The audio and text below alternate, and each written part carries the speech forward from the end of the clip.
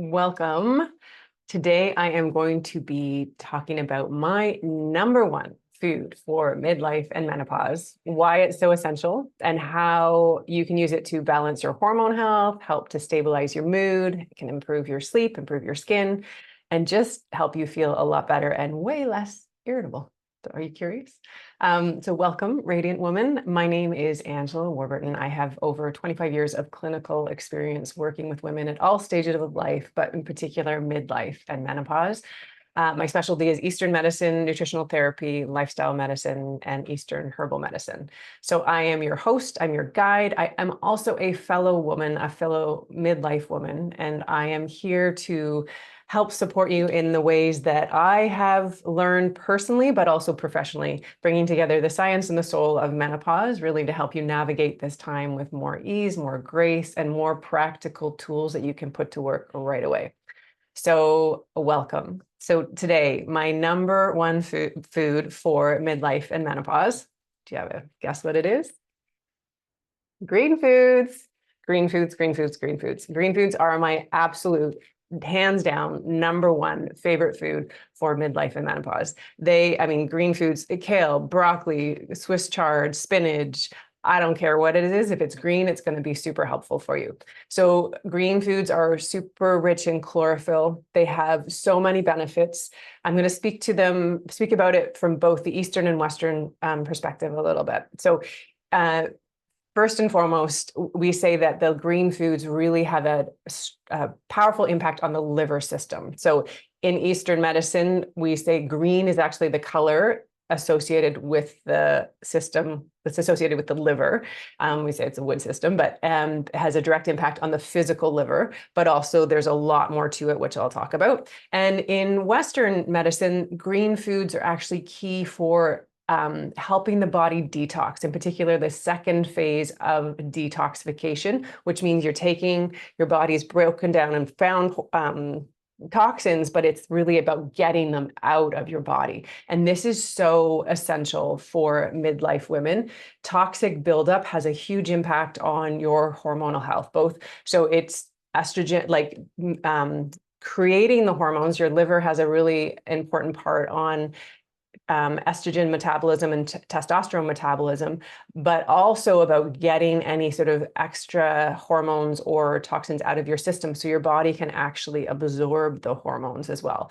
Liver health has an impact on thyroid activation as well, cortisol metabolism, glucose regulation, so your blood sugar. This is like if you're struggling with excess weight in midlife, this is going to be important for you.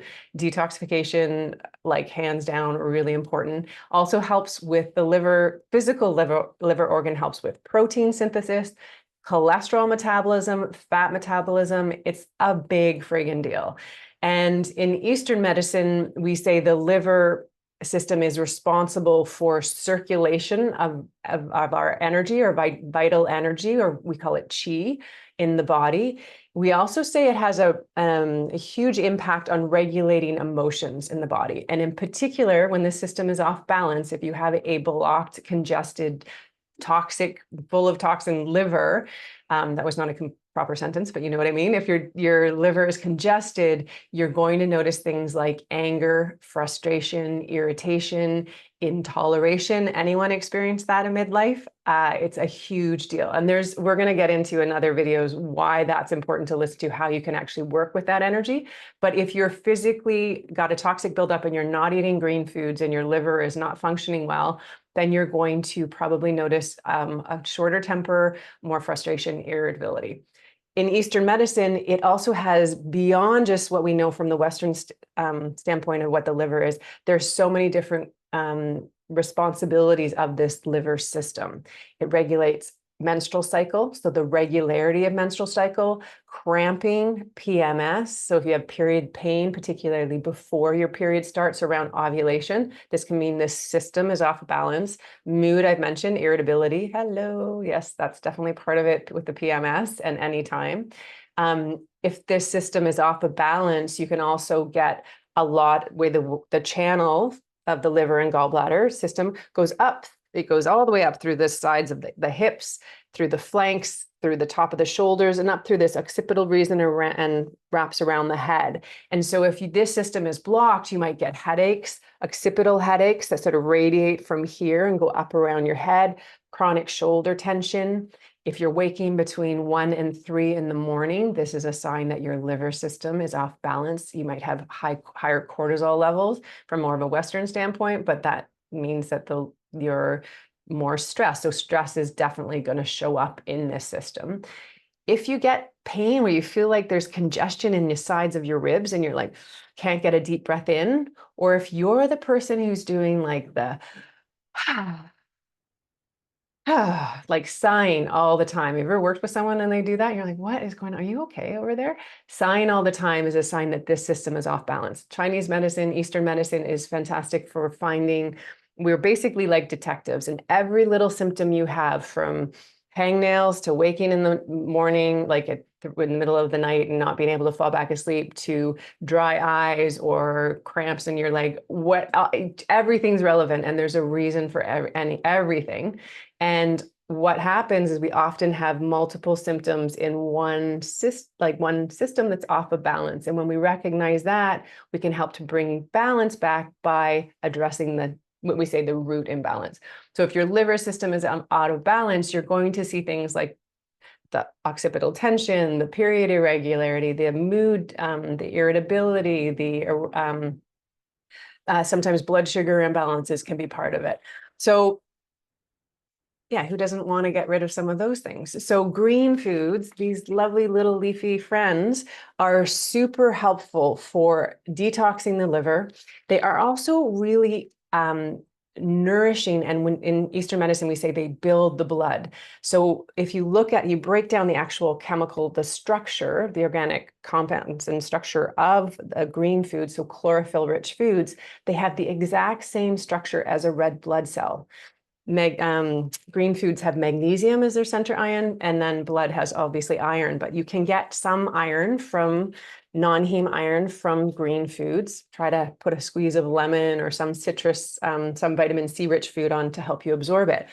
But it also will help build your blood. And why is this important? If you have scanty periods, if you've got a lot of dryness, if you get dry eyes, hangnails, feel like your skin is always dry, particularly in your face, you don't have that dewy complexion anymore, probably there's an element of blood being depleted. This naturally happens as women age, but there are so many things that you can do to improve it. So green foods are something that if you eat regularly, and I think every woman should be eating them not once, but twice a day, for sure, every day, green foods. Half a cup cooked is 1 serving. A cup of raw greens is one serving. So I would say I would love you to be having 3 to 4 servings of greens per day. It's not that much. So if you have some with your lunch, have some with your dinner, even if you're making like I'm medium on smoothies. So if you're a smoothie person and you're getting any kind of digestive upset, we need to talk. So smoothies can be good for someone who's got healthy digestion. Never have them frozen. Watch them in the winter, because that's going to really impede your digestion. But if you do green smoothies, have them at some point later in the day, or make them kind of warm, or just watch your digestion. But you can do sauteed greens with eggs. I make these great little egg bites. I just posted a recipe on those recently, and you just can even make a mound of greens for dinner, and then the next day you can make these little egg bites and have them for the week and just pop those in your mouth. You better get a little bit of green in there as well. Lots of ways that you can infuse them into your life. But they are the number one food that I see as a practitioner that would be the most helpful thing for modern women. Long term, over time, I look at it as like you have a bucket, and if you've got holes in your bucket because you're leaking, because you're stressed, not eating well, can't sleep, all the different areas, we want to plug the little holes in your buckets and keep dropping in the things that are going to help rebalance and fill you up. Greens are one of those drops in the bucket. Keep doing it every day. Over time, you're going to get a full bucket and you're going to feel so much better. So the moral of the story today is eat your beautiful greens. So hope you enjoyed that. If you did enjoy it, please like this video. And if you want more content like this, you can hit subscribe. And please, please, please forward this on to anyone you think might benefit from this. My my mission, my joy, my purpose here is to help midlife women like you thrive. And the more people know and understand how to work with their body and the tools, the better people are going to feel. And we need you women in midlife and beyond to feel good, because you've got so much friggin' wisdom. You've got so much that you're here to do in the world, and I want you to feel great doing it. So thank you so much for being here, and I will see you next time.